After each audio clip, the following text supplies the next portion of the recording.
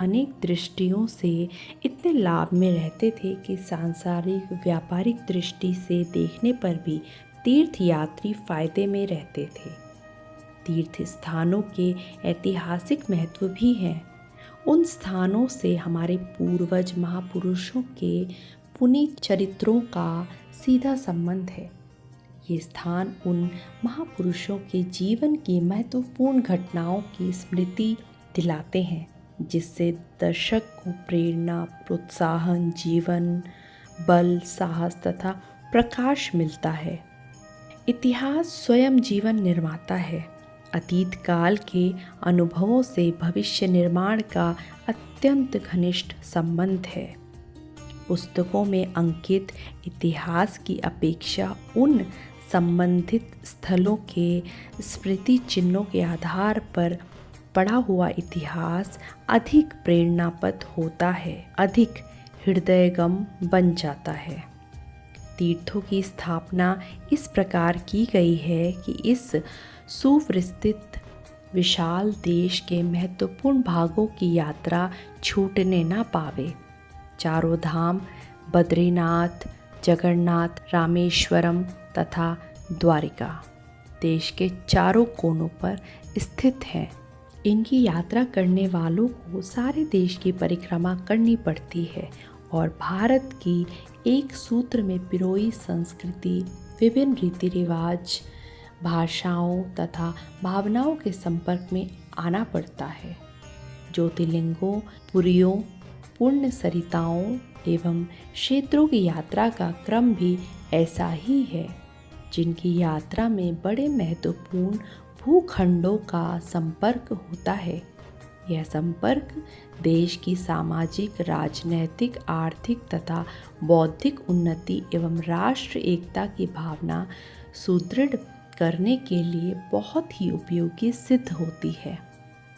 मानवीय विद्युत विज्ञान की दृष्टि से यह सिद्ध है कि जिन स्थानों में विशिष्ट आत्मबल वाले महापुरुष निवास करते हैं, वहाँ का वातावरण उनकी आत्मविद्युत से भर जाता है। जहाँ कोई अहिंसा की साधना वाले तेजस्वी महात्मा निवास करते हैं, वहाँ का वातावरण ऐसा शांतिदायक हो जाता है कि गौ और सिंह आपस में प्रेम पूर्वक निर्भय होकर रहते हैं, अपना स्वाभाविक बैर भाव भूल जाते हैं। इस प्रकार जहाँ कोई अवतारी, कालाधारी, अलौकिक आत्माएं रही हैं, वहाँ का वातावरण भी उनके दिव्य तेज से भर जाता है और वह बहुत समय तक उन आत्माओं के चले जाने के चिरकाल पश्चात तक बना रहता है।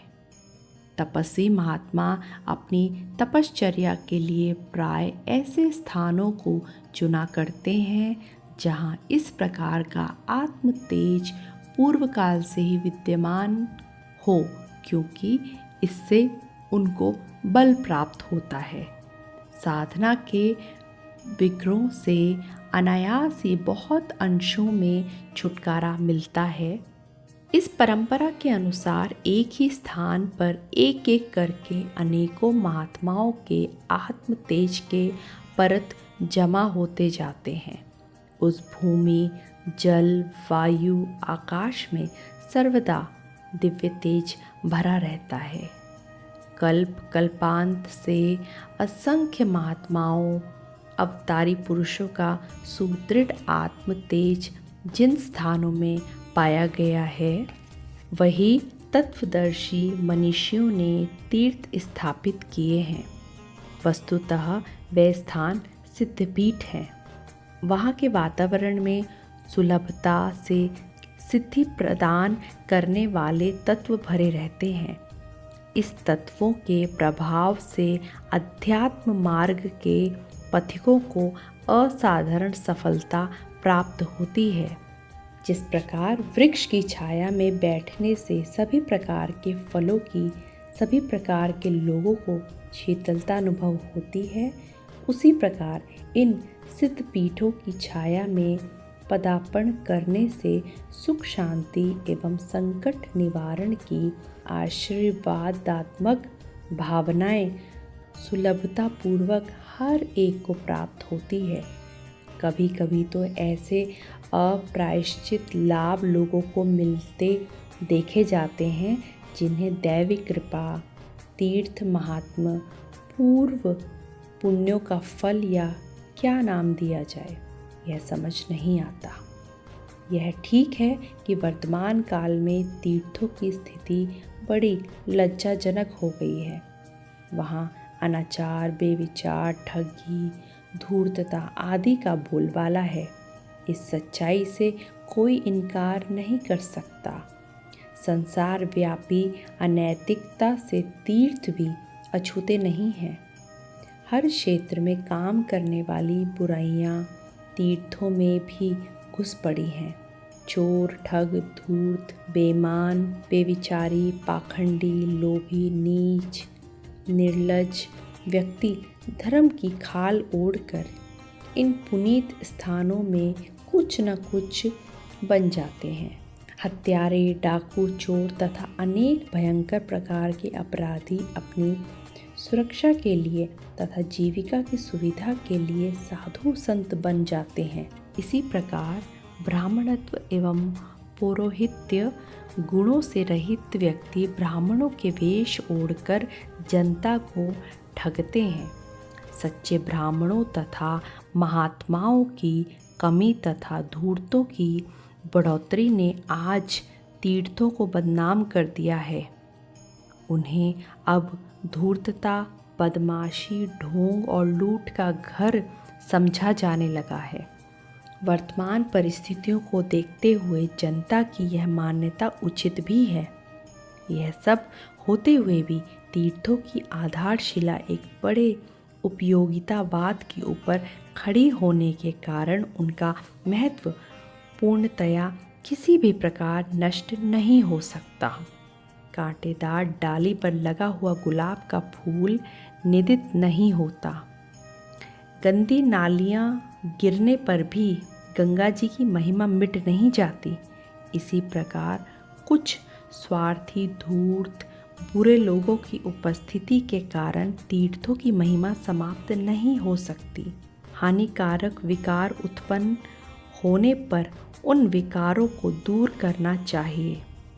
उन विकारों के भय से मूल वस्तु को त्याग कर बैठना बुद्धिमता नहीं है। जुओं के भय से ना तो कोई कपड़े फेंक देता है और न सिर के बाल घुटा डालता है। खटमलों के भय से चरपाई पर सोना कोई नहीं त्यागता। कुछ स्वार्थियों की दुष्टता के कारण तीर्थों की उपयोगिता से इनकार नहीं किया जा सकता। उनके द्वारा होने वाली लाभ इतने अधिक गंभीर एवं महान हैं कि इस छोटे से कारण की वजह से वह उपेक्षणीय नहीं हो सकते। तीर्थों में दोष उत्पन्न हो गए हैं, उन्हें सुधारना चाहिए। दर्शनीय स्थानों को स्वच्छ, शुद्ध एवं स्वास्थ्यप्रद बनाया जाना चाहिए। भीड़ में स्त्रियों से कुचेष्टा करने वालों, जेब कतरों, उठाई गिरों, ठगों, पाखंडियों को रोकने का प्रयत्न होना चाहिए। मंदिरों में जमा तथा चढ़ावे के रूप में चढ़ने वाली संपत्ति का अधिकांश भाग लोक हितकारी सार्वजनिक कार्यों में व्यय होना चाहिए। निस्वार्थ, सेवाभावी, निर्लोभी, विद्वान, सच्चे, सदाचारी एवं सहृदय पंड्या पुरोहितों से ही संपर्क रखना चाहिए। दान देते समय पात्र कुपात्र का पूरी तरह अन्वेषण कर लेना चाहिए। यात्रियों को अतिथि समझकर उनकी समुचित सेवा सहायता करने वाली सेवा समितियां होनी चाहिए। सच्चे विद्वान ब्राह्मणों को तीर्थों में ऐसे स्थान, ऐसे आश्रम स्थापित करने चाहिए जहाँ जिज्ञासुओं को अपनी क्षुधा बुझाने के लिए सच्चा बौद्धिक भोजन मिल सके। हर तीर्थ में वहाँ का परिचय देने वाली पुस्तकें ऐसी सस्ती मूल्य पर उपलब्ध होनी चाहिए जिसमें वहाँ के ऐतिहासिक तथ्यों का तर्क संगत विज्ञान बुद्धि के साथ शिक्षात्मक ढंग से वर्णन हो। देव मंदिरों में वेजिटेबल घी, विदेशी वस्त्र, चर्बी की मोमबत्ती आदि अपवित्र पदार्थों के उपयोग को हतोत्साहित एवं वर्जित किया जाना चाहिए। यात्रियों के लिए तीर्थ हर दृष्टि से उपयोगी बन सके ऐसी व्यवस्था करने वाली शिक्षणशालाएं तथा संस्थाएं खुलनी चाहिए। पैदल तीर्थ यात्रा को प्रोत्साहन मिलना चाहिए। इस प्रकार के सुधार होने से तीर्थों की वास्तविक महिमा पुनः उज्ज्वल हो सकती है।